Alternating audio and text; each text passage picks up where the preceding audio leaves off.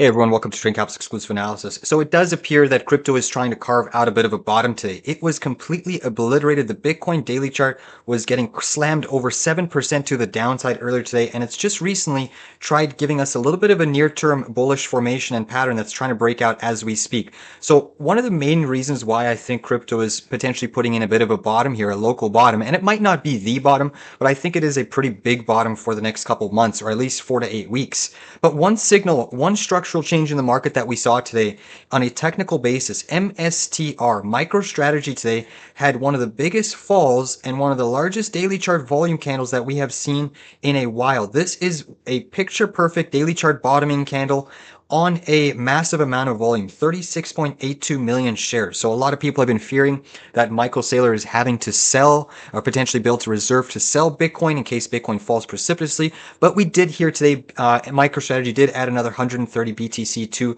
their reserve. Now, the big thing for MicroStrategy is that you've broken some massive technical zones, but you're retesting 2024 pivot here and this early 2024 zone. So there's a lot of consolidation that was built up here. And when you get a daily chart candle formation with this magnitude of volume, it often indicates a little bit of a near-term low. We traded this one with great success in the live day trading room, and basically we just took our first trim at the end of the session for a 60% gain, and we're still riding some 180 lottos into the end of the week. Simultaneously, you saw some really solid price action in MARA, M-A-R-A.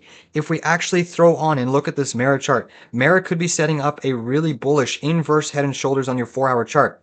Granted, the bullish formation has not triggered yet, but if Mara can start to build a little bit of this breakout pattern, we could see a pretty big move on Mara to the upside. So that is another one that you should be keeping on your radar. But when we look at the total crypto market cap, it is pretty amazing to think that in one fell swoop, at the lows today, we wiped out 170 billion in crypto. So where the heck is that money going? It likely will have to rotate and find another bit of a place in the market, but BTC, I think, has structurally put in a little bit of a low, just basically purely what MicroStrategy is indicating. If we look on our larger weekly chart time frame for crypto, Bitcoin is still hugging that long-term parallel channel. And needless to say, this is still a massive support area for BTC. If we throw on our weekly chart EMA 113, you can still see you're holding above that weekly chart EMA 113.